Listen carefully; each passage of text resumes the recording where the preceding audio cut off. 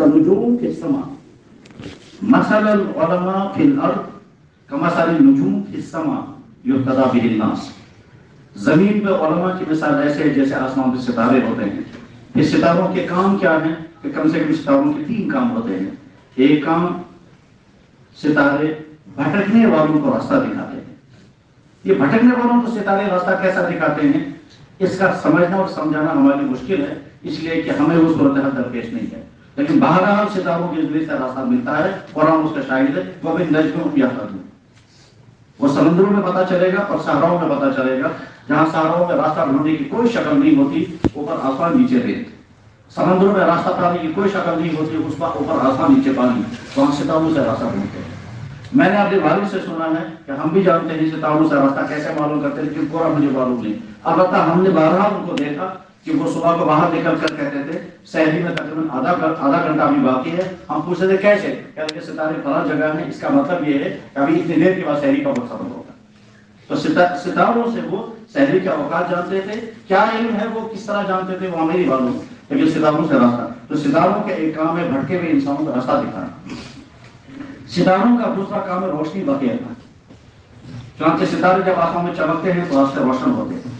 और सितारों की तीसरा काम है आसमान को मुज़य्यन करना। आसमान की सारी खूबसूरती जो है वो सितारों के जरिए से। जब अल्लाह के नबी अलैहि सल्लम ने उलमा को सितारों के साथ तशबीह दी, इन तीनों चीजों में उलमा गैर सितारों के मुशाबे हैं, तफसील का वक्त नहीं है।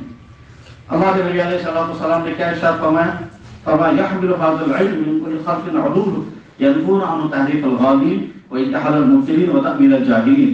मेरे इस इल्म को हर बात में आने वाले लोगों में से एक तबका उठाएगा, मेरे दीन का हामिल बनेगा और वो 3 काम करेंगे, यदफून अन तहरीफ़ल गालिन व इंतहाल मुब्तिलीन व तक़मील जाहिलीन। ये तीनों काम उलमा का मनसब बताया जा रहा है कि आप उलमा क्या काम करें। हज़रत क़तादा रज़ियल्लाहु अन्हु कहा करते थे अल उलमा कल मिल्ह फी ताम। फिर तवज़ीह करते हुए उन्होंने फरमाया खाना कितना ही मज़ेदार हो, अगर उसमें नमक नहीं होगा तो कुछ नहीं खा सकते। ठीक इसी तरह से दीन के हर तबके में अगर उलमा हैं तो दीन भी महफूज है, उम्मत भी महफूज है। और अगर उलमा नहीं तो न दीन महफूज होगा और न उम्मत अपने दीन पर कायम रह सकेगी। हज़रात, ये जो हम बयान करते हैं ये इसलिए बयान नहीं करते हैं कि ये हमारे फज़ाइल हैं, ये इसलिए बयान किया जाता है कि इसमें हमारी जिम्मेदारी बताई गई। नादान होगा वो शख्स जिनको फजीलत के बाब में लेकर के किब्र में मुतला होगा कि हमारे तो बड़े फज़ाइल हैं। ऐसा नहीं कि हमारी जिम्मेदारी बताई गई। और इस सिलसिले में जो आखिरी बात मुझे अर्ज करनी है ताकि आगे बात अर्ज की जा सके, अल्लाह के रसूल सल्लल्लाहु अलैहि वसल्लम ने क्या फरमाया, अल उलमा वरसतुल अंबिया। आपने अल उमरा वरसतुल अंबिया नहीं कहा, अल उकला वरसतुल अंबिया नहीं कहा, असहाबुस सरवा वरसतुल अंबिया नहीं कहा, बल्कि अल उलमा वरसतुल अंबिया कहा। अल्लाह के नबी ने अपनी वरासत का मुस्तहिक या अपनी वरासत का जिम्मेदार जिस तबके को बनाया है, हम चाहें या न चाहें हमारा नाम उस तबके में शामिल हो गया है। तवाज़ुन की बुनियाद पर हम ये कहें कि हमारे तो नकाइस हैं, जरूर कहना चाहिए, लेकिन इसके माना ये नहीं है कि हम अपनी जिम्मेदारी से फराग इख्तियार करें। अल्लाह के फज़ल और एहसान से अगर हमने मुस्तनद जरिए से इल्म पढ़ा या फिर हमने नादरा मुस्तनद असातिज़ा से पढ़ा, हमने हिल्स मुस्तनद असातिज़ा से पढ़ा, हमने उसके बाद अगली तालीम पढ़ी, जिसने जितनी तालीम पढ़ी, अगर हमारे मदारिस से वो फारिग होकर के आया है, चाहे वो दारुल नदीमा से फारिग हुआ है, चाहे दारुल देवबंद से फजीलत नसीब हुई है, चाहे हमारे मज़ाहिर सहारनपुर से फजीलत नसीब हुई है, या इस नहज के जितने मदारिस जहाँ जहाँ भी हैं, जहाँ से भी फारिग होकर आया है, वो समझे कि मैंने पूरा दीन पढ़ा है और जो भी दीन पढ़ा जाना चाहिए वो मैंने पढ़ लिया है। सलाहियतें मेरे अंदर कम है, ये तस्लीम है, लेकिन यही दीन, इसके अलावा और कोई दीन नहीं है, इसके अलावा कोई निसाब नहीं, इसके अलावा कोई किताबें नहीं है। यही किताबें हैं जो पढ़ करके हमारे मज़हब बने, यही किताबें हैं जो पढ़ करके हमारे हामी बने, यही किताबें, यही, इसके अलावा और कोई चीज़ नहीं है। क्योंकि बाद बहुत ताज्जुब होता है, इमाम गज़ाली रहमतुल्लाह ताला ने जब तमाम किताबें लिखी थी तब बुखारी और मुस्लिम पढ़ी थी। उस वक्त तक वो इयाल उलूम लिख चुके थे, आप लिख चुके थे, असीर हिदायत लिख चुके थे, तफसीर लिख चुके थे, मंतिक लिख चुके, मंतिक की तारीफ, फलसफे की तारीफ में किताब लिख चुके, फलसफे की तरजीह में भी तमाम तस्नीबातें फारिग हो गए। तब किसी ने कहा हदीस में आपको थोड़ी कमजोरी है, उन्होंने कहा ठीक है मैं अब मैं शायद सीता पढ़ूंगा, तो शायद सीता पढ़ने का मौका नहीं था। फिर बुखारी और मुस्लिम आखिर उम्र में मरने के करीब तक पढ़ी। یہ کہ اللہ نے ہم کو توفیق عطا فرمائی، ہم نے پورا علم پڑھا ہے، ہم جو کشمیر احساس کمتری کا شکار ہو، ہم کچھ بھی نہیں ہیں، اللہ نے بہت نعمت سے نوازا ہے، لیکن اس نعمت کے استحضار کے معنی ہرگز یہ نہیں کہ ہم کبر میں مبتلا ہوں، بلکہ نعمت کے استحضار کے معنی یہ ہے کہ ہم ذمہ داری کو محسوس کریں۔ اور وہ ذمہ داری کیا ہے؟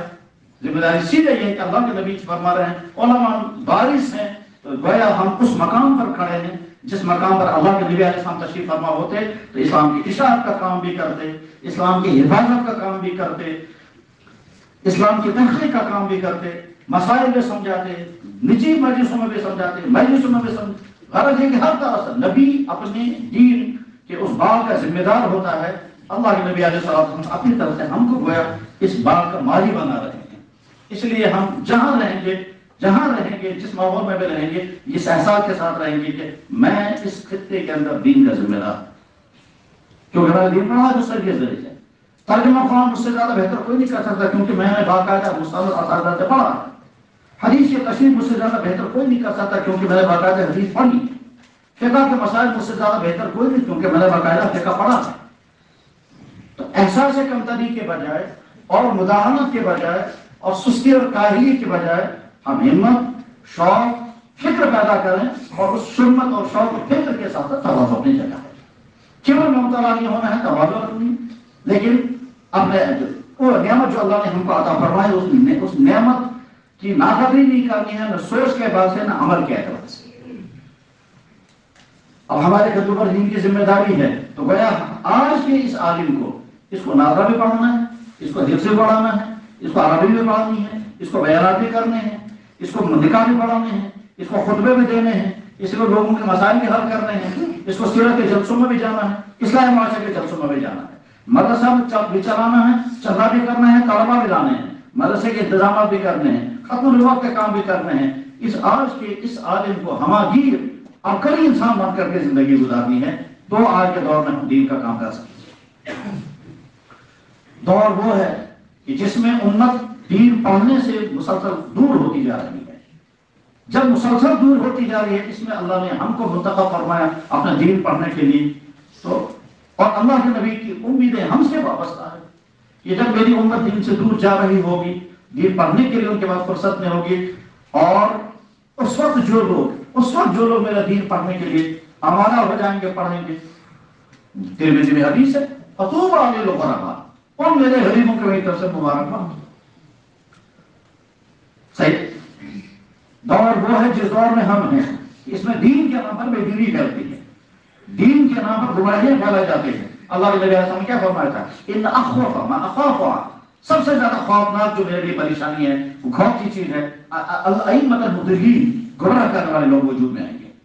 چاہیے یہ جو ہم گاموی صاحب الگ ہیں، گوہر شاہری الگ ہے، مرزا قادیانی الگ ہے، دین کے نام پر گمراہی، دین کو گمراہی کو مدلل کر کے امت کے اندر پھیلانا۔ ایک گمراہی ہوا ہے جو گمراہی واضح ہے، اس گمراہی سے امت کو بچانا آسان ہے، لیکن وہ گمراہی جس کو دین کا لبادہ لے کر اور دین بنا کر کے جو پیش کیا جائے گا، اس کا رب انتحال المبتلین کے معنی وہی ہے۔ یہ جو حدیث میں آتا ہے کہ اللہ کے نبی علیہ السلام فرما رہے میری امت میں ایک طبقہ ایسا ہوگا جو تین کام کرے گا، تعبیل الجاہلین و انتحال المبتلین۔ انتحال المبتلین کے معنی یہ ہیں کہ باطل پھیلانے والے دین باطل کو اسلام بنا کر کے پیش کریں گے اور اسلامی عبادتوں کو مدلل کریں گے، اور مدلل کرنے کے بعد بھی پھیلائیں گے۔ مثلا ایک شخص نے جب ایک کتاب لکھی کہ قرآن میں کہیں نہیں لکھا ہے شراب حرام، دلیل نمبر 1، اور صاحب نے کیا کہا؟ میں بخاری سے ثابت کرتا ہوں کہ صحابہ کرام شراب پیتے تھے، دلیل نمبر 2۔ حدیث میں آگر لکھا ہے الخمر جماع الاسم، گناہوں کی جڑ ہے، یہ ان لوگوں کے لیے جو شراب پی کر کے بے قابو ہو جائیں۔ آج کے اکثر شرابی جو ہے شراب پی کر بے قابو نہیں ہوتے ہیں، یہ اس طرح سے دائرہ جمع کرنے کے بعد کہا شراب پینا درست ہے، اور لیکن والے صحیح صاحب صحابات میں سے سید نام، اس کے بعد بھی بخاری کا آگے لکھا ہوا تھا، کتاب چھپی ہے۔ تو غرض ہے کہ یہ جو دلائل دے کر کے حرام کو حلال بنانا، یہ زیادہ خطرناک ہے۔ اللہ کے نبی علیہ السلام نے یہی فرمایا ائمہ مضلین، گمراہ کرنے والے گمراہی پھیلائیں گے، مدلل کر کے پھیلائیں گے، اس کا مجھے زیادہ خوف ہے۔ اور ایک دوسری حدیث ہے، مسلم شریف کی روایت ہے، اللہ کے نبی علیہ السلام کی ارشاد گرامی ہے کہ یاتونکم من الاحادیث ما لم تسمعوا انتم ولا آباؤکم، تمہارے سامنے ایسی حدیثیں آئیں گی جو تم نے تمہارے باپ دادوں نے سنی بھی لی ہوگی. اور اس کی تشریح ہمارے بعض بزرگوں نے کی ہے کہ ایسی نئے نئے نظریات تمہارے سامنے آئیں گے. آج کے زمانے میں کہیں گے ایسی نئی نئی تھیوریاں تمہارے سامنے لائی جائیں گی جو تم نے اور تمہارے بزرگوں نے سنی بھی لی ہوگی. فَإِيَّاكُمْ وَإِيَّاهُمْ اپنے آپ کو ان سے بچا کر کے رکھنا. لَا يُضِلُّونَكُمْ ایسا نہ ہوگا تم کو گمراہ کرنے میں کامیاب ہے. دور وہ ہے اس ایسے دور میں جب کہ امت مسلسل دین سے دور ہوتی جا رہی ہے, امت میں طرح طرح کی گمراہیاں پھیل رہی ہیں, عقائد کے اعتبار سے, معاملات کے اعتبار سے, اخلاقی اعتبار سے, سماجی اعتبار سے, ہر پہلو سے گمراہیاں پھیل رہی ہیں, اندر سے بھی اور باہر سے بھی. اس ایسے دور میں اللہ نے ہمارے کندھوں پر دین کی ذمہ داری کا بار بلکہ انعام رکھا ہے. ہمیں تندہی کے ساتھ یا اللہ آپ کا احسان ہے, آپ نے اس سب سے مشکل کام کے لیے, سب سے اہم کام کے لیے, سب سے اونچے آج کے زمانے کے سب سے اونچے منصب کے لیے آپ نے ہم کو قبول فرمایا. اب جب اتنا بڑا احسان کیا تو یا اللہ ایمان کی قوت بھی عطا کر دیجیے, علم کا رسوم بھی نصیب ہو جائے, اعمال بھی اچھے ہو جائیں, اخلاق بھی اچھے ہوں, غیرت دینی بھی ہو, ملی حمیت بھی ہو. اور آج کے اس چاروں طرف کے گمبھیر فکری اور ایمانی اور عملی بگاڑ کے زمانے میں جیسی صلاحیتیں ہونی چاہیے وہ صلاحیتیں یا اللہ عطا فرما دے تاکہ ہم ہر کام کر سکیں. اللہ اس ایسے دور میں کام کرنے کے لیے فتن ایک نہیں فتنوں کی برسات ہے. اور یہ تو اللہ کے نبی نے فرمایا پیشن گوئی اور وہ پوری ہونی. منکرین حدیث کے متعلق اللہ کے نبی نے پیشن گوئی فرمائی پوری ہو رہی ہے. یہ جو یاد ہے گاؤں نہیں پاکستان کی کوئی کسی علاقے کے ہیں ککو شاہ استاد کا سمے نام ہے یا ککے شاہ. وہ ککے شاہ آگے چل کر کے پھر پہلے شفیق بن گیا, پھر آپ اس کے بعد جاوید بن گیا, پھر وہ جاوید احمد بن گیا, پھر گامدی بن گیا. ٹھیک نہ مستند عالم ہے لیکن وہ چونکہ حراموں کو حلال کر دیتا ہے اسے لوگ اس کے پیچھے دوڑ رہے ہیں. اس لیے نہیں کہ اس نے کوئی نئی تحقیقات پیش کی ہے لیکن خون کھولنے لگتا ہے جب وہ سنتا ہے. مثلا میں نے خود اس کی کلی سنی ہے, اس نے کہا غار ہرا کا واقعہ تو افسانہ ہے. لکھا تھا بخاری کی روایت ہے کہ بخاری میں وہ ہے وہ زہری بہت بڑا کذاب انسان ہے. یہ کہاں سے لیا اس نے؟ مستشرقین سے. مستشرقین کی بنیادی سی بات کسی طرح سے احادیث کی بنیادیں ہل جائیں اور انہیں نشانہ بنا رکھا ہے امام زہری کو جو علم حدیث کا مجھے مدون اول ہے. تو کام کے ساتھ انہیں کی بولی بات اپنا کون سا علم ہے اس کے پاس؟ وہ تو قرآن بھی صحیح پڑھ نہیں سکتا, جس کی عبارت صحیح نہیں ہے, عربی صحیح پڑھ نہیں سکتا ہے, لیکن ان کی بات سن کر کے کہتا ہے صاحب غار ہرا جو ہے افسانہ ہے جو لوسی کا اسی کرتے ہیں. تو غرض یہ کہ منکرین حدیث کے متعلق اللہ کے نبی نے جو فرمایا وہ سامنے آ رہا ہے. جھوٹے مدعیان نبوت کے متعلق اللہ کے نبی نے فرمایا وہ سامنے آ رہا ہے. لوگ مہدی بنتے رہیں گے, قسم قسم کے مہدی, ایک مہدی نہیں ہے. جون پور میں بھی ایک مہدی تھے, حیدرآباد میں بھی ایک مہدی تھے. کچھ مہدیوں کا تذکرہ آپ نے ابھی سنا. یہ جو گوہر شاہ نام کا کوئی شخص ہے ان پڑھے محض جس کا جملہ اردو بھی صحیح طور پڑھ نہیں پاتا, چند آدمی سے مل کر کے کتابیں لکھوائی ہیں, روحانی سفر اور فلاں سفر اور اول درجے کے بدکردار لوگ جن کی اس میں جملے میں آپ نے ابھی سنا کہ مستانی کے ساتھ راتیں گزارتا تھا, تو کوئی عیاش عورت تھی اس کے ساتھ راتیں گزارتا تھا. تو اب ہمارے تمام علماء نے اس کے بارے میں لکھا یہ کافر ہیں, اس کے ماننے والے بھی کافر. فتنوں کا دور ہے. اس فتنوں کے دور میں ہمارے کندھوں پر ذمہ داری ہے تو نمبر 1 ہم کو فکر مند رہنا ہے. جہاں بھی رہیں فکر مندی ہر وقت, اور ایمانی فکر مندی.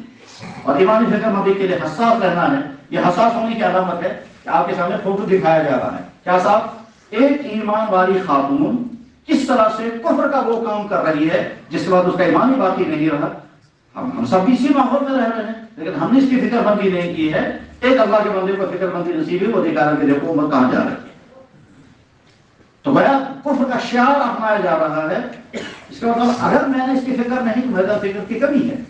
اور دوسرا میرا بھائی یا دوسرا میرا اگر بزرگ اس کے متعلق حساس ہے تو فکر مندی, تو ہم سب کے اندر فکر مندی پیدا ہو جانی چاہیے. فکر مندی کے نتیجے میں جو ہی پتا چلے گا فلاں آدمی فلاں غلطی کا شکار ہو رہا ہے, ایمانی اعتبار سے, اخلاقی اعتبار سے, ڈرگس کے اعتبار سے, کسی بھی اعتبار سے, تو غم ہوگا. اور یہ غم وہ ہے دین کا غم. انسانوں کو قسم قسم کے غم ہوتے ہیں, سب سے قیمتی غم اس دنیا میں جو ہے وہ غم دین ہے. اور غم دین وراثت ہوئی ہے.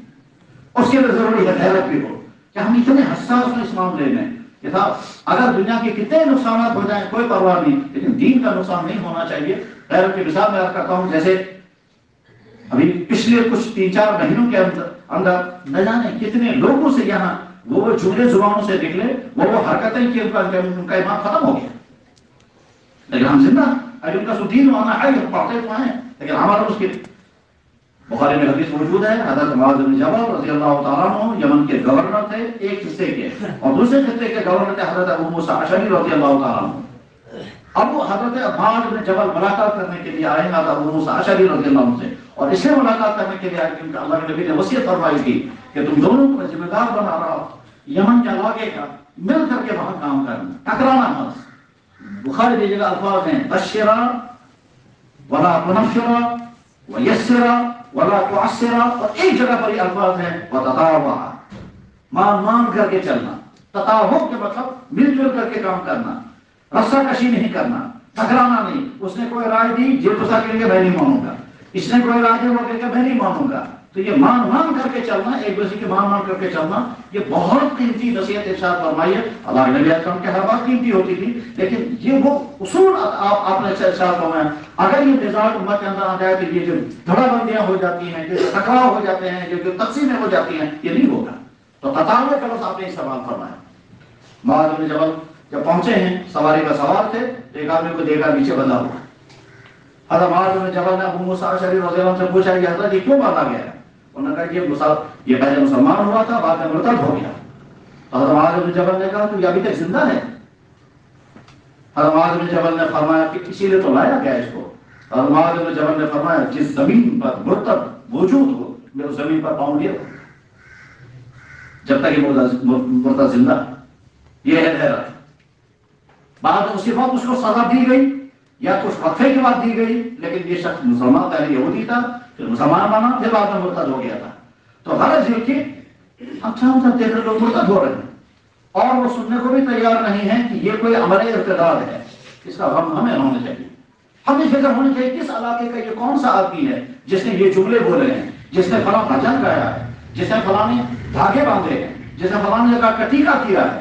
مجھے جا کر اسے ملنا چاہیے، مل کر کے اسے کہنا چاہیے کہ صاحب اس کی وجہ سے تو تمہارا ایمان ضائع ہو جائے گا، ہمدردی کے ساتھ، محبت کے ساتھ، درد مندی کے ساتھ۔ یہ فکر مندی ہمارے اندر آنی چاہیے، اور فکر مندی اپنے ساتھ غیرت بھی لاتی ہے، حمیت بھی لاتی ہے۔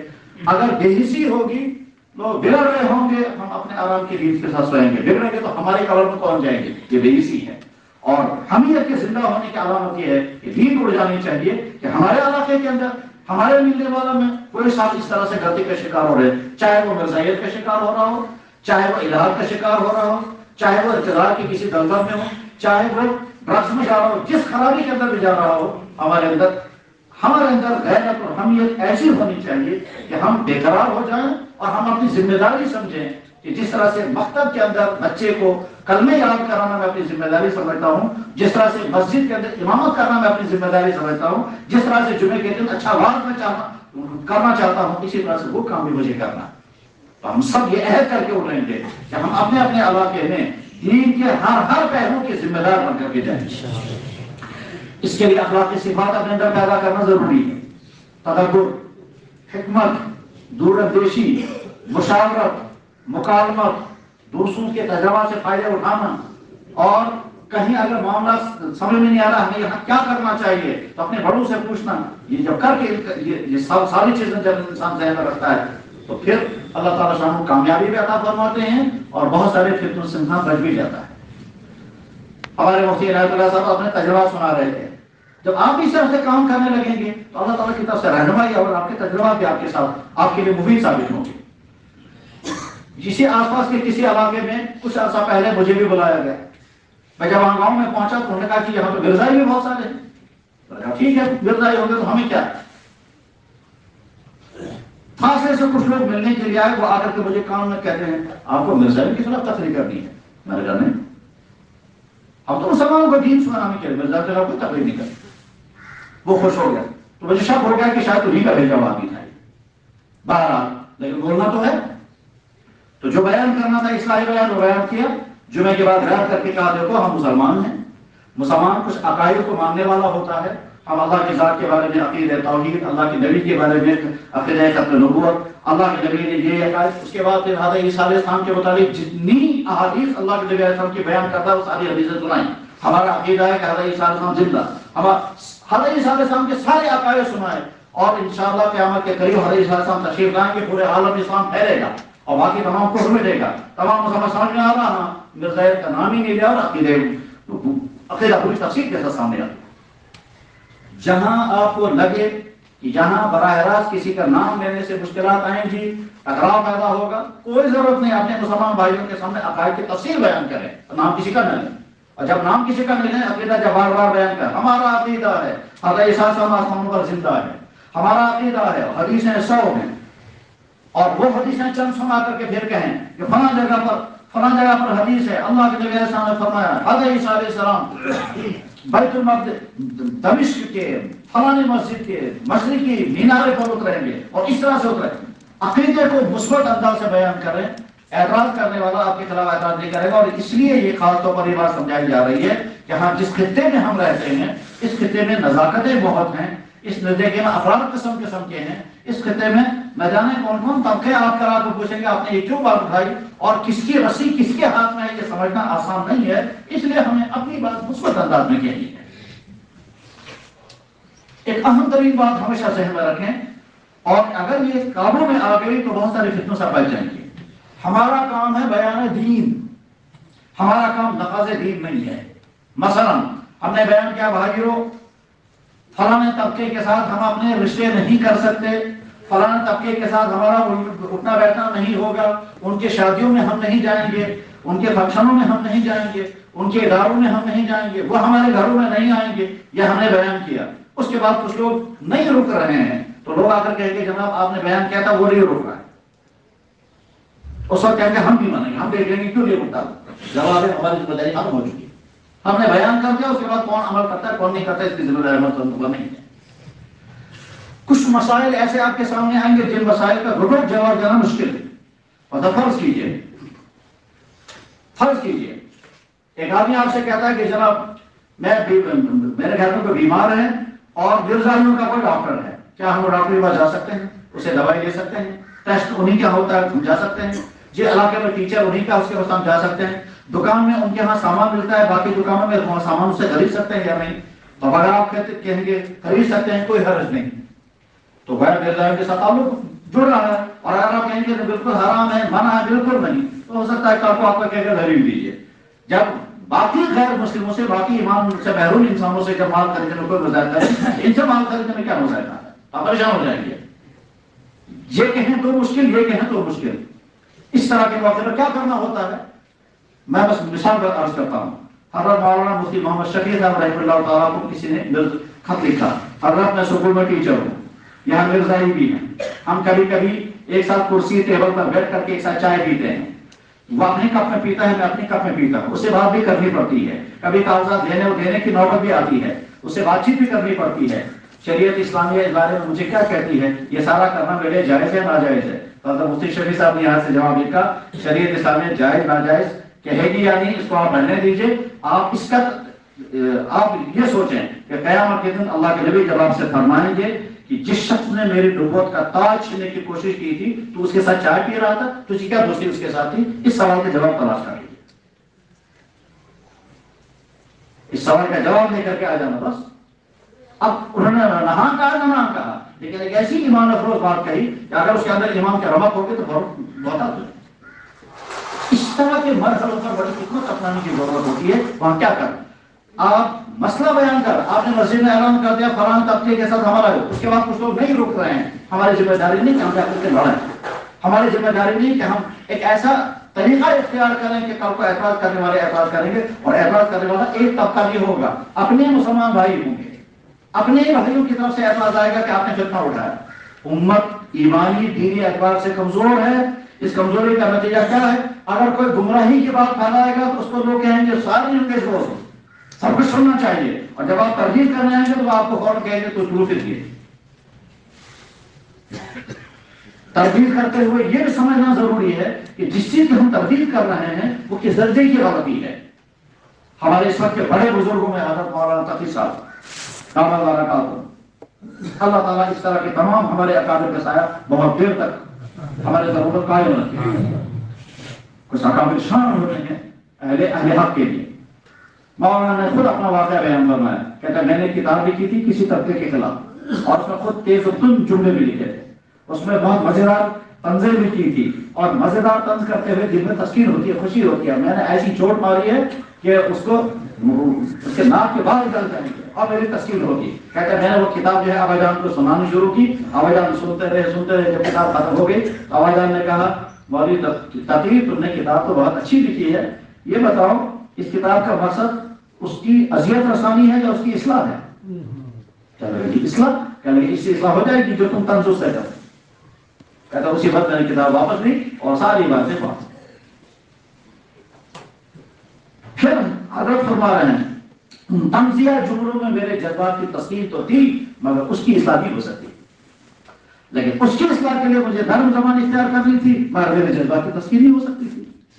آپ کے سامنے کوئی مسئلہ آئے گا، اس مسئلے میں ایک راستہ آپ ہوگا، آپ کے جذبات کی تسکین ہوگی. مثلا آپ نے سنا اس علاقے میں فلانا ملک فلانا جو ہے وہ گمراہ آ گیا ہے. اب ایک طریقہ یہ ہے کہ آپ مسجد میں دھواں دار تقریر اس کے خلاف کریں، آپ کے جذبات کی تسکین ہوگی کہ میں نے میدان سار کر لیا مگر ہو سکتا ہے وہ آپ سے دور ہو جائے گا. اور اس کے مقابلے میں اگر آپ اس سے ملاقات کریں گے اور ملاقات کرنے کے بعد نرمی سے اسے سمجھائیں کہ ہم نے سنا تمہارے اندر تم اس چیز کو مان رہے ہو، ہمدردی محبت کے ساتھ سمجھائیں گے تو ٹھیک سمجھ جائے. اور اگر وہ نہیں سمجھتا ہے تو اس کو موقع دیں کہ اور سوچو تم اور نرمی سے، لیکن یہاں سے پوری تیاری کر کے جانا. جس مسئلے پر بات کرنی ہوتی ہے اس مسئلے میں کبھی نامکمل تیاری کر کے نہیں جانا چاہیے. یہ بہت بڑی نادانی ہے. اور نامکمل تیاری کر کے اگر جائیں گے معلومات صحیح نہیں ہوں گے جب آپ وہاں بات کریں گے، اور اگر کسی کا لاجواب ہوگا تو ہر موضوع کہ ان کے پاس تو علم ہی نہیں ہے تو وہ اپنے ذمہ پر اور پختہ ہو جائے گا. ہم جب کہتے ہیں حکمت، یہ حکمت اللہ کے خاص عطا ہوتی ہے. کس موقع پر کیا رویہ اختیار کرنا ہے، وہ مفید رویہ اللہ تعالیٰ شان و ذہن میں ڈال دے، اسی نام حکمت. ایک دفعہ کپواڑہ کے علاقے سے ایک امام صاحب نے مجھے فون کیا، میں سے نظر رہا کہ جی یہاں یونیورسٹی سے لڑکا آیا ہے، وہ کہتا ہے میں ملحد بن گیا ہوں، میں نہیں مانتا اسلام، میں اتھیسٹ بن گیا ہوں. تو میں نے کہا یہاں سے کیا کر سکتے ہیں، لیکن اس سے تم فون نمبر لے کے بات کراؤ. چنانچہ جمعے کے بعد اسے فون کیا، میں مجھے وہ لڑکا، اور میں نے کہا میں نہیں اب مانتا اسلام. میں نے کہا بہت اچھا، تم کون سے گاؤں کے ہو، میں وہیں آؤں گا اور جامع مسجد میں اعلان کروں گا فلاں لڑکا مرتد ہو گیا ہے اور وہ اتھیسٹ بن گیا ہے. اس کے والدین کو یہ کہیں گے اسے گھر سے باہر نکال دو اور لوگوں میں اعلان کر دیں کہ اس کو رشتہ دیں. کہ ایسی غلطی ادھر نہیں آنا، ایسی بات مت کرنا، یہ تو بہت بڑی مشکل ہو جائے گی میرے لیے. میں نے کہا بس اتنا ہی تھا تمہارا، حالانکہ کرنا نہیں تھا یہ، لیکن یہ ایک تدبیر ہوئی جس کے بعد اسے گھٹنے وہی ٹوٹ گئے. کل یہ کرنا ہوگا اور کبھی اسے بات کرنی ہوگی. اس بات کرنے کے لیے ان کی بیماریاں سمجھنی ہیں، اور اگر بیماری ہم نہیں سمجھ پا رہے ہیں، ان کے دراز نہیں سمجھ پا رہے ہیں تو اس پر بات نہیں کرنی ہوتی ہے تب تک جب تک تیاری نہ کی جائے. حضرات ہم جس دور میں زندگی گزار رہے ہیں اس میں ارتداد کی لہریں ہیں اور ایک طرف سے نہیں، وہ مختلف جہتوں سے آ رہی ہیں. اس میں شرک کے راستے سے بھی ارتداد آ رہا ہے. ادھر سے امت مسلمہ بہت زیادہ کمزور ہے. ہمارے قریب کے عزیزوں میں ہیں یا ساتھیوں میں ہیں مفتی ذوالفقار، اور انہوں نے مجھے فون کر کے کہا کہ ہمارے علاقے سے ایک اچھے خاندان کی بلکہ پیروں کے خاندان کے لڑکے تو الحمد للہ ہندو بن کر کے ہندو کے ساتھ چلے گئے اور کورٹ میں جب اعلان کیا میں اپنی مرضی سے ہندو مذہب قبول کر لوں. کہا اس کے والد تو ہے نہیں، والدہ اور ماموں اور چچا جو ہے وہ واپس آ گئے. تو دور وہ ہے. اس ایسی صورتحال کے اندر ہمیں سمجھنا ہے کہ ارتداد کہاں سے آ رہا ہے. جدید تعلیم کے راستے سے بھی ارتداد آ رہا ہے. یہاں کا جو خاص ماحول کے نتیجے میں خاص دن آئیں گے، دنوں میں کچھ فنکشنیں ہوں گی، یا ان فنکشنوں میں ایسی چیزیں کرائیں گے یہاں کے لوگوں سے جو ارتداد کے دائرے میں آ جائیں گے. اس وقت ہم کو بہت سمجھداری کے ساتھ اس سلسلے میں سمجھانا ہے کہ لوگوں دیکھو اسلام بہت قیمتی چیز ہے اور بہت نازک بھی ہے. کچھ چیزیں ایسی ہیں جن کے کرنے کی وجہ سے آدمی کا ایمان ختم ہو جاتا ہے، لیکن وہ پہلے سے لوگوں کو بتا کر اس کے بعد جس کا ایمان بچے گا تو ٹھیک، اور اگر کوئی اپنی ایمان کو نہیں بچا پاتا ہے ہم اتنے ہی تک کے مکلف اور ذمہ دار ہیں. ایسا نہ ہو کہ آپ نام لے کر اور اتنا واضح الفاظ استعمال کر کے گفتگو کریں کہ کل کو کوئی آدمی آ کر آپ پر اعتراض کرے گا کہ تم نے یہ مسئلہ کیوں اٹھایا اور ویسے بھی کیوں اٹھایا. تو بہت احتیاط کی ضرورت ہے، الفاظ میں توڑ کر کے بولنے ہوتے ہیں. آج کے میں جو فتنے ہیں وہ فتنے عقائد کے اعتبار سے بھی ہیں اور ادھر سے معاملات کے اعتبار سے. مثلا جہاں کی نئی نسل بڑی تیزی کے ساتھ منشیات کے شکار ہو رہی ہے. اب کون لوگ ان کو منشیات کی طرف کھینچ رہے ہیں، ہو سکتا ہے وہ ہوتا ہے لوگوں کا صرف مالی مفاد ہوگا، ہم اپنے پیسے کما لیں گے، اور یا ہو سکتا ہے دوسرے کچھ راستے بھی ہو سکتے ہیں. ہمارا کام ہے لوگوں کو سمجھانا اس منشیات یا منشیات کے قبیل کی دوسری چیزیں، مثلا یہاں تیزی کے ساتھ فیشن، یہاں ایسے فیسٹیول کرائے جاتے ہیں جس کی وجہ سے لڑکے اور لڑکے جو ہیں وہ آپس میں مل جل کر ایسے رہنے لگے کہ ان کی حیا ختم ہو جائے، ان کی عصمتیں لٹ جائیں، اور اس کے بعد پاردامن، جب پاردامن انسان نہیں رہتا ہے اس کی غیرت بالکل ختم ہو جاتی ہے، اس کے بعد وہ کسی کام کا نہیں رہتا، کم سے کم دین کے کسی کام کا نہیں رہتا، اس پر بھی ہمیں محنت کرنی۔ یہ جو چاروں طرف سے یہ ہیں، اخلاقی اعتبار سے بھی، عقائد کے اعتبار سے بھی، ان تمام کی محنت ہمیں ہی کرنی ہے۔ اس کے لیے جو رابطے کی طرف سے جو پروگرام دیا جاتا ہے اصلاح معاشرہ، اس اصلاح معاشرہ کے عنوانات الگ الگ بنا کر کے پھر کام کرنا ہوگا، اور ساتھ میں ہر مدرسہ اپنے ساتھ مکاتب کھڑے کرے۔ مکاتب بہترین ذریعہ ہے اس وقت نئی نسل کے بچانے کا، ورنہ یہ نئی نسل ان کے گھروں میں دینی تعلیم نہیں، ان کے سلیبس میں دین نہیں ہوگا، بلکہ ایسا ہوگا کہ ان کے سلیبس میں کلم کلا شرک پڑھایا جائے گا، سلم صلاح شرک کرایا جائے گا، عنوان اس کا کچھ اور ہوگا شرک۔ ورزش کے نام پر وہ چیزیں کرائی جائیں گی جسے ایمان ختم ہوگا، آرٹ کے نام پر وہ چیزیں کرائی جائیں گی جسے ایمان ختم ہوگا، اور پڑھانے والا یہی کا استاد ہوگا۔ اور چونکہ یہاں کی ایمانی سطح بڑی کمزور ہے، اگر استاد سے کہیں گے بھائی یہ تو کفر کی بات ہے آپ مت پڑھیں، وہ کہیں گا مشکل سے مجھے اپنے روزگار کو بچانا ہے، آپ اپنے دل کو نہیں رکھیں۔ میرے پاس ایک صاحب آئے، انہوں نے کہا کہ میں فلاں ادارے میں ملازمت کر رہا ہوں، اس ادارے میں ملازمت کے دوران مجھے یہ کرنا پڑتا ہے، یہ کرنا پڑتا ہے، یہ کرنا، تو میں نے کہا ان تمام چیزوں سے ایمان ختم ہو جاتا ہے۔ کہنے لگے میں تو انکار کر ہی نہیں سکتا، اگر میں گھر والوں سے کہوں گا میں یہ ملازمت چھوڑ دوں گا تو گھر والے میرے مخالف ہو جائیں گے، وہ یہ کہیں گے بڑی مشکل سے تم کو ملازمت ملی ہے، اب تم کو دین میں بیچ میں کیوں لایا؟ گویا روزانہ اسے صریحاً شرک کرنا پڑ رہا ہے، صریحاً کفر کرنا پڑتا ہے، اور کر رہا ہے ملازمت۔ کفر اور شرک کی جو آخری چیز ہے وہ سب کر رہا ہے۔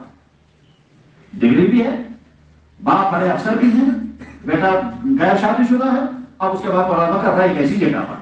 تو غرض ہے کہ اس ماحول میں ہم زندگی گزار رہے ہیں جہاں ایمانی سطح بہت کمزور ہو گئی ہے، اور دنیا ان کے ہاں مطلوب ہے دین کے مقابلے میں۔ شروع میں آپ کو بتایا گیا، اشاروں میں سمجھایا گیا کیا کہ ایمان کبھی چھنے گا لالچوں کے نتیجے میں، اور کبھی ایمان چھنے گا پرشر کے نتیجے میں۔ امتحان دونوں طرح سے آتے ہیں، کبھی دباؤ ڈالا جاتا ہے اور کبھی پرشر ڈالا جاتا ہے۔ اس ایسے ماحول میں ہمیں کام کرنا ہے۔ اس کام کرنے کے لیے علمی تیاری بھی ضروری ہے، وہ یہ ہے کہ مطالعہ بہت تفصیل کے ساتھ کیا جانا چاہیے، ایک ایک کر، لیکن مطالعہ بعد میں کریں، پہلے ایک چیز ہم سب طے کر لیں۔ ہمارا نام علماء دیوبند کے ساتھ وابستہ ہے، الحمدللہ۔ علماء دیوبند کا سلسلہ شروع ہوتا ہے کہاں سے؟ حضرت حاجی امداد اللہ مہاجر مکی نور اللہ برکتہ سے۔ اس کے بعد دو شخصیتیں ہیں دیوبندیت کے ستون ہیں، حضرت نانوتوی اور حضرت گنگوہی۔ پھر ہمارے تمام اساتذہ حضرت نانوتوی کے علمی شاگرد ہیں، اور ہمارے تمام مشائخ حضرت گنگوہی کے تصوف کے منتسبین ہیں۔ حضرت گنگوہی کا سلسلہ آگے چلا، ہمارے تمام اس وقت کے اکابر حضرت گنگوہی سے وابستہ ہوتے تھے تربیت میں، روحانی تربیت میں، اور علمی طور پر حضرت نانوتوی رحمہ اللہ تعالیٰ سے۔ حضرت شیخ الہند صاحب نانوتوی کے شاگرد، حضرت شیخ الہند کے شاگرد آگے ہیں علامہ انور شاہ صاحب، حضرت مدنی، مفتی کمال اللہ، علامہ عثمانی، علامہ جلال طبیعی، حضرت مولانا فخر الدین احمد، علامہ عثمان، یہ تمام حضرت شیخ الہند کے تلامید ہیں، اور اکثریت ان کی وابستہ رہی ہے روحانی اعتبار سے حضرت گنگوہی رحمہ اللہ تعالیٰ کے ساتھ، اس کے بعد پھر حضرت خانقی رحمہ اللہ تعالیٰ کے ساتھ، پھر حضرت گنگوہی کا سلسلہ آگے چلا حضرت مولانا قدیم سہارنپوری، حضرت شیخ مولانا زکریا صاحب۔ ہمیں اپنے اس سلسلے کو اچھی طرح سے سمجھنا ہے، ان کی سوانح پڑھنی ہے، اس کے نتیجے میں علم میں بھی رسوخ پیدا ہوگا، غیرت پیدا ہو جائے گی، حکمت آئے گی، کام کرنے کا طریقہ آئے گا، اور ہم اپنے سلسلے کے ساتھ پختگی کے ساتھ وابستہ ہو جائیں گے۔ یہ کیسا دیوبند کا عالم ہے جس کا بے اکابر کی سوانح آتی معلوم نہیں، اس لیے یہ عہد کر کے جائیں کہ ہم اپنے علماء دیوبند کی تمام سوانح حضرت گنگوہی سے، حضرت حاجی امداد اللہ سے لے کر کے آج کے اپنے اکابر تک تمام علمی سلسلوں میں پڑھیں گے، اور اس کے نتیجے ہم کو طرح طرح کے علمی اور اخلاقی فائدے ہوں گے۔ ساتھ میں جس طبقے کا رد کرنا ہے اس کے لیے کتابیں، جیسے کہ ابھی مفتی رحمۃ اللہ صاحب مرزا کے لیے ثبوت حاضر ہیں، ایک کتاب کافی ہے۔ رد مرزا کے ذریعے اصول کی 2 کتابیں آپ پڑھ لیں، اور اگر پروفیسر الیاس برانی کی کتاب قادیانیت کے علمی محاذ کی کتاب پڑھ لی تو آپ مرزائی میں افرادی بن جائیں گے۔ پھر ویسے بھی آج کل مرزائیوں کے خلاف کام کرنے کے لیے علم مواد کی ضرورت نہیں ہے، آج کل تو صرف وہ چیزیں چاہیے جن چیزوں کی وجہ سے آج امت کے کمزور ایمان والے کا بھی ایمان ہوا۔ ایک علاقے میں مرزائیہ اپنا کام کر رہے تھے، یہ کافی عرصے پہلے کی بات ہے، علاقے کا بڑا اتفاق سے ہمارا جانا ہوا، یہ تو بہت پہلے کی بات ہے، 10-15 سال کی۔ وہاں بیان کرتے ہوئے میں نے صرف ایک جملہ بولا، اتفاق سے وہ جملہ یاد آ گیا اور زبان سے نکل گیا تو کہا دیکھو پوری انسانی تاریخ میں اللہ کی شان میں سب سے بدترین گستاخی جو مرزا قادیانی نے کی ہے انسانی تاریخ میں کسی انسان نے یہ نہیں کی ہے۔ اب تمام لوگ چوکا میں یہ کون سی گستاخی ہے؟ پوری انسانی تاریخ میں اللہ کی شان میں مرزا قادیانی نے جیسے گستاخی کی ہے کسی انسان نے نہیں کی ہے۔ اب تمام انسان ذہن تیار ہے سننے کے لیے وہ کیا گستاخی ہے؟ تو مشہور جملہ ہے جو ابھی بولا گیا تھا کہ مرزا قادیانی خبیث نے کیا کہا تھا کہ اللہ تعالیٰ شان نے میرے ساتھ وہ عمل کیا جو شوہر اپنی بیوی کے ساتھ، بس آگ لگ گئی پورے معاشرے میں۔ اور ہمارا رویہ فلاں کتاب میں یہ موجود ہے، وہ جو مرزا کہتا ہے کہ خدا نے میرے ساتھ قوت رجولیت کا اظہار کیا اور خود یہی تو ہے وہ بس۔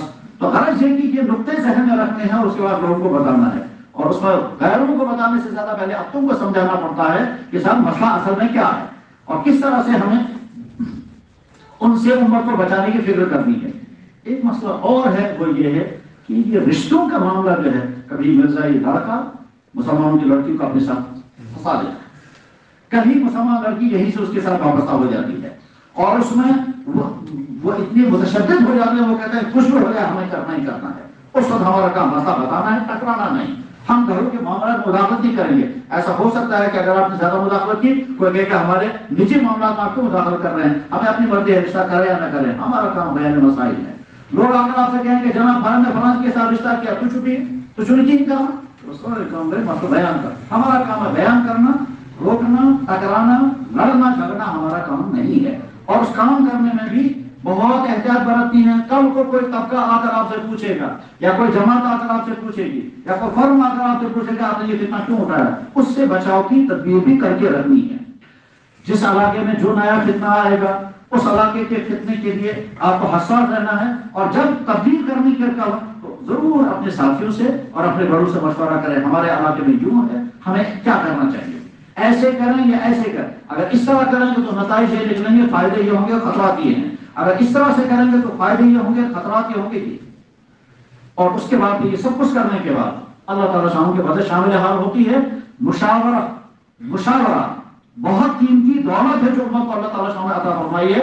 مشاورہم فی الارض، اللہ نے اپنے نبی کو حکم دیا، مشورے کے نتیجے میں اللہ خیر کے راستے کھول دیتے ہیں۔ ہم دیوبند کے جس اہل حق قافلے کے ساتھ اللہ نے ہم کو جوڑا ہے، اللہ کا بہت بڑا احسان ہے۔ اس دیوبند کے اہل حق قافلے کا ایک امتیاز یہ بھی ہے کہ جب انہیں حق بولنا ہوتا ہے تو کوئی چیز ان کے سامنے رکاوٹ نہیں بنتی۔ حضرت مجدد الفسانی نور اللہ مرکزہ کے خیالات میں تھوڑا سا افراط و تفریط محسوس کی حضرت شیخ عبدالحق محدث دہلوی نے فوراً انہیں فتویٰ لکھا، اور حضرت مجدد الفسانی رحمہ اللہ نے رجوع کیا۔ اس کے بعد حضرت شیخ عبدالحق محدث نے اپنا فتویٰ واپس لیا۔ دارالعلوم دیوبند میں موجود ہے حضرت مولانا غلبہ سندھی، دارالعلوم کے اندر سے فتویٰ نکلا مولانا غلبہ سندھی کے مطابق ان کے خیالات صحیح نہیں ہیں۔ بس ٹھیک اسی طرح سے آج جو عجیب عجیب قسم کے خیالات نظام الدین کی اس کرسی سے جو بیان ہونے لگے، اسی کرسی پر ہم حق کی باتیں سنتے تھے، وہاں عجیب جو خیالات جب آنے لگے تو سال ہا سال کے غور و فکر کے بعد، سال ہا سال کے خط و کتابہ کے بعد دارالعلوم سے فتویٰ نکلا۔ ہم دیوبند کے وابستہ، ہم علماء دیوبند کے اپنے اکابر کے خوشہ چین، ان کے جوتوں کی خاک، ہمارے دیوبند کا فتویٰ حق آخر۔ اور اس کے بعد اگر کسی کو مسئلہ حق دھوکے میں مت پڑے، مسئلہ امارت اور شورا کا نہیں ہے، اسلام میں امارت بھی ہے، اسلام میں شورا بھی ہے۔ یہ ہمارا ایک عالم ایک علاقے میں آتا ہے، وہ محنت کر کے ادارہ کھڑا کرتا ہے، پھر مشورے کے اپنے ساتھ لوگوں کو جوڑتا ہے، یہ امیر ہے، شورا اس کے تابع ہے۔ کسی علاقے کے مسلمانوں نے حساس ہو کر کے ادارہ کھڑا کرنے کا ارادہ کیا، افراد متعدد تھے، انہوں نے ادارہ کھڑا کیا، اس کے بعد ایک عالم کو لا کر کہا آپ ادارہ چلائیں، یہاں شورا بالا تر ہے اور وہ جو ہے وہ اس کے ماتحت ہے۔ دارالعلوم دیوبند میں شورا بالا تر ہے، وہاں کا محکم شورا کے تابع ہے۔ حضرت مولانا قاری صدیق صاحب رحمہ اللہ تعالیٰ تھے، اکیلے فرد واحد گئے تھے اس کفرستان میں جہاں آزاد انسان ہوتا تو گئے تھے، اکیلے ذات اقدس سے ادارہ کھڑا کیا۔ اس کے بعد اپنے ساتھ اگر شورا کے لوگ جوڑے ہیں تو وہ امیر ہیں، شورا ان کے ماتحت ہے۔ اسلام میں شورا بھی ہے، اسلام میں امارت بھی ہے۔ مسئلہ نہ شورا کا ہے نہ امارت کا ہے، مسئلہ یہ ہے کہ حضرت آپ کے خیالات صحیح نہیں ہیں اور نہ صحیح ہونے کی توقع اس وقت تک ہے، رجوع بھی صحیح طرح سے نہیں کرتے ہیں، اور دین جیسے دین کی اشاعت ضروری ہے ویسے دین کی حفاظت بھی ضروری ہے۔ کل کو اگر کوئی آدمی تحریک دین کا کام کرنے لگے اور اس طرح سے تحریک دن کا کام کرنے کا تو دارالعلوم دیوبند نے اپنا فرض ادا کیا ہے اور بہت سنبھل کر کے ادا کیا، بہت دور اندیشی کے ساتھ اور تمام مشوروں کے ساتھ، نہ جانے کتنے مشورے ہوئے ہیں، ایک ایک لفظ توڑ توڑ کر کے بیان کیا گیا ہے۔ مسئلہ ان غلط خیالات کا ہے، ان باطل خیالات کا ہے، اور وہ باطل خیال اپنے سامنے رکھیں اور غور کریں۔ آپ اہل علم ہیں، ان کو پڑھیں غور کر کے کہ ہاں یہ باتیں صحیح کہنے کی ہیں۔ مجھے یاد ہے نظام الدین کے سامنے بیٹھ کر کے حضرت مولانا عمر صاحب رحمۃ اللہ تعالیٰ سے میں نے سنا، حضرت نے فرمایا تبلیغ کے 6 نمبر مکمل دین نہیں ہے، یہ 6 نمبر پر چلانے کے لیے محنت ہے۔ اسی کرسی سے اعلان ہو رہا ہے کہ دین نام میں 6 نمبروں کا اطلاع کچھ نہیں۔ غرض یہ کہ دارالعلوم دیوبند نے اپنا فریضہ ادا کیا، ہم اس دارالعلوم دیوبند کے اس حق کے ساتھ ہیں اور حق اور رہنا ہوگا۔ اور دارالعلوم مستغنی ہے، اس نے فتویٰ جاری کر دیا، جب سدھار ہو جائے گا تو دارالعلوم اپنا فتویٰ، لیکن آج تک دارالعلوم کو کبھی ضرورت نہیں پڑی اپنا فتویٰ واپس لینے کی۔ یہ دارالعلوم کی تاریخ ہے، کیوں؟ اس لیے کہ دارالعلوم ملہم من اللہ ہے، الہامی مدرسہ ہے۔ حضرت مولانا قاری طیب صاحب رحمہ اللہ تعالیٰ نے الہامی مدرسہ نام یہ جو مضمون لکھا تھا، اس کے ہر چیز الہامی ہے۔ بار بار ہم کو محسوس ہوتا ہے کوئی غیبی نظام کام کرتا ہے، اور دارالعلوم کے حضرات کسی حق کے بیان کرنے کے لیے، کسی باتوں کو مٹانے کے لیے اللہ کو استعمال کر لیتے ہیں اور استعمال ہو جاتے ہیں۔ اسی لیے اللہ اکبر، مجھے یاد ہے ایک مرتبہ ہمارے پڑوس کے ملک کے 1000 علماء دیوبند آئے تھے تو دارالعلوم کی دیواروں کو چومتے تھے اور چوم کر کہتے تھے اے دارالعلوم تیرے نام سے ہم وہاں زندہ ہیں۔ اور وہ بوڑھے انسان تھے، ہم حیران، ہم طالب علم تھے وہاں، اب کہتے تھے وہ بوڑھے انسان کیسے چومتے ہیں دارالعلوم۔ میں نے خود دیکھا حضرت مولانا عبدالحمید صاحب کو اور حضرت مولانا غلام اللہ خان صاحب کو دارالعلوم کی مسجد میں دیوار کے مسجد کے سامنے کھڑے ہو کر کے دیکھتے رہے مسجد کو۔ دارالعلوم کی قدیم مسجد حضرت شیخ الہند کا جس میں کپا لگا ہوا ہے، پھر وہ مسجد کے دیوار پر جا کر چوم کر کے کہا اے دارالعلوم تیرے نام سے ہم زندہ ہیں، ہم کو نام تیرا دیا گیا ہے، آج ہم تجھے دیکھنے آئے ہیں۔ علامہ انور شاہ صاحب کے بعد آج میں پہلی مرتبہ جو دیکھنے کے لیے آیا، اسی دیوبند کے ساتھ ہم زندہ ہیں، وہی ہماری پہچان ہے، وہی ہمارا تعارف ہے۔ اللہ پر ہمیں قائم و دائم رکھے، اور جو دیوبند کا مزاج ہے اسی دیوبند کے مزاج کے مطابق آج کے دور میں ہمیں اپنے اپنے خطوں میں دین کی خدمت کرنے کی توفیق عطا فرمائے، وہ علم عطا فرمائے جو مطلوب ہے، وہ صفات ہمارے اندر پیدا ہو جو مطلوب ہیں، اور وہ صلاحیتیں عطا فرمائے جو مطلوب ہیں۔ وآخر دعوانا الحمدللہ رب العالمین برحمتک یا